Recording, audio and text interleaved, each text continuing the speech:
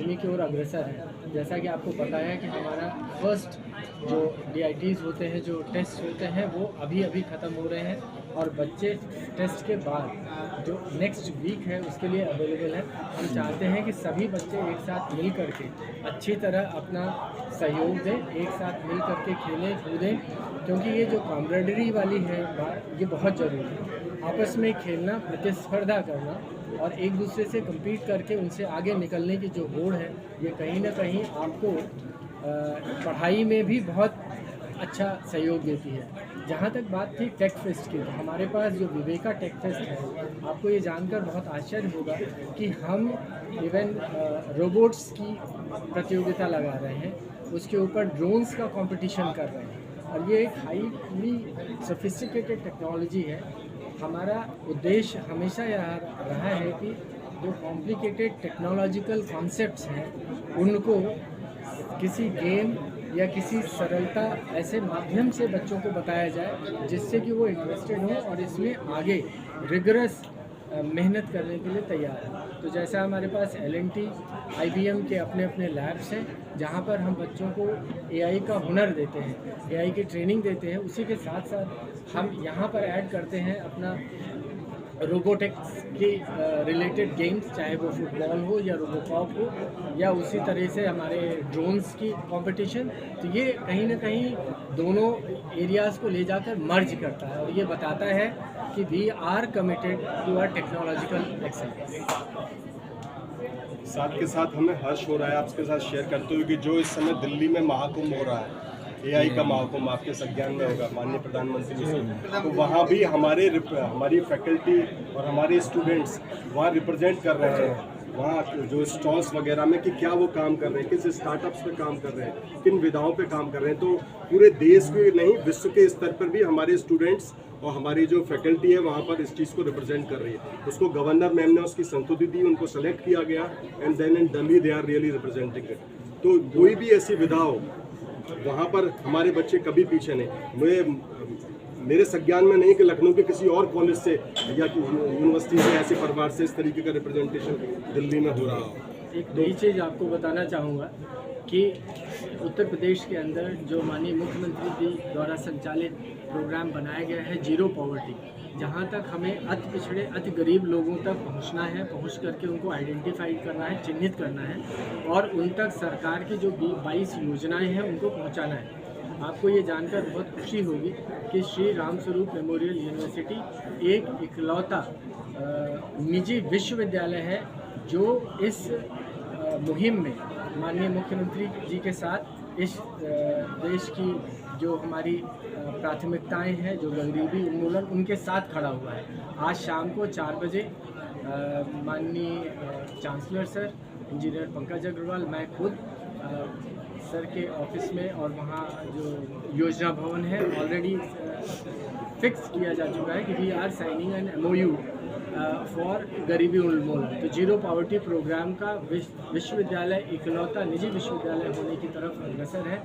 जो कि 15 गाँवों को अडॉप्ट करते हुए वहाँ के जो अति गरीब अति पिछड़े लोगों को चिन्हित करेगा और उनको ये बात इंश्योर करेगा कि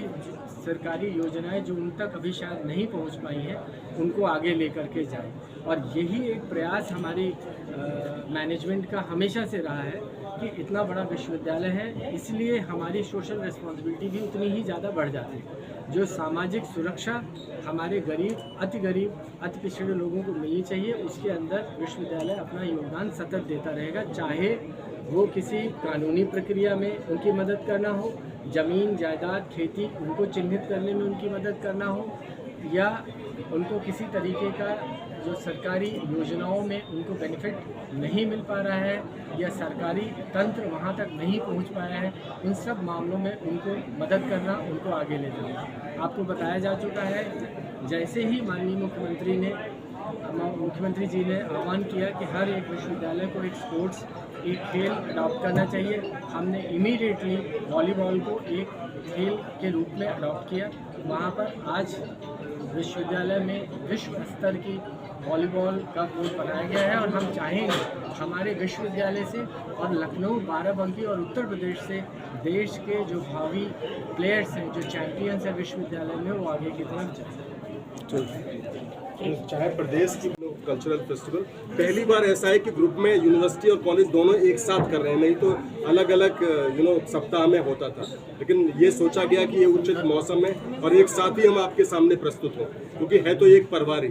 तो उस वजह से दोनों को साथ किया गया। लेकिन इनकी कल्पना हमारे जो संस्थापक और संस्थापिका महोदया है पहले साल से ही ये रहा, क्योंकि जैसा मैंने पूर्व में कहा कि सर्वांगीण शिक्षा जो और उनका सर्वांगीण विकास को लेकर उनकी परिकल्पना रही, जिसके कारण से ये सारे के सारे फेस्टिवल, चाहे कल्चरल हो, टेक्निकल हो, फाइन आर्ट्स हो, लगभग 19 क्लब दोनों ही यूनिवर्सिटी में और कॉलेज में कार्यरत हैं, जो बच्चों के द्वारा ही मैनेज होते हैं। आप अगर नई विधाओं की भी बात करें, चाहे वो रोबोटिक्स हो या फिर सिंगिंग के कुछ अलग क्लब्स जैसे हिप हॉप, इन सबको लेकर भी अलग अलग क्लब्स बनाए गए हैं और बच्चे उसमें परफॉर्म करते हैं, ऑर्गेनाइज करते हैं और बाद में प्रेजेंट करते हैं। क्या यह समय उपयुक्त है महोत्सव का, जिसमें हाई स्कूल इंटर का प्रोग्राम परीक्षा चलने वाला है, तो ये क्या बेस्ट टाइम है? हायर एजुकेशन में इस समय एग्जामिनेशन नहीं चल रहे हैं। ओके। स्कूल्स में इस समय एग्जाम हो रहे हैं, जैसे आपने कहा, बिल्कुल सही बात, लेकिन अगर आप हायर एजुकेशन में दें तो उनके एग्जाम अभी खत्म हुए हैं पिछले माह, राइट। तो वो this is the right time. और अगर हम कहें तो ये फागुन का समय है, बसंत से जुड़ा हुआ है, इससे उचित समय नहीं हो सकता। कॉलेज में ये पूर्व में अक्टूबर माह में, सितंबर में ऐसे होता था और यूनिवर्सिटी में अक्सर इसी समय आसपास होता था, लेकिन इस बार ये महसूस किया गया कि यही मौसम उचित मौसम है। अगर हम इसको देरी करेंगे तो उचित नहीं होगा। और आपसे भी एक साथ मिलकर हम अपना पूरा एक बुफे या पैकेज या आपके सामने ऑफर कर पाएंगे अपने बच्चों के टैलेंट के रूप में, तो वो हमने यहाँ पे किया। बाहर से पार्टिसिपेशन है तो आप समझ सकते हैं कि कितनी बड़ी प्लेटफॉर्म पे हम कितने सारे इवेंट हो गए। Almost 72 events we are giving, तो 72 इवेंट्स में ऑफ स्टेज, ऑन स्टेज हम पूरा प्लेटफॉर्म दे रहे हैं। कोई बच्चा स्टेज का फियर है तो ऑफ स्टेज इवेंट्स में भी पार्टिसिपेट करे, तो it's a big opportunity we are giving to the students. किया गया है, तो ये अपने आप में बहुत बड़े प्रमाण है, जो कि विश्व स्तर पर प्रमाण है कि जहां बच्चों ने अच्छा किया है प्रदर्शन और उनकी उपलब्धि को इस तरीके की प्रोफेशनल सोसाइटी ने एक्नॉलेज किया। सर एक बताएं,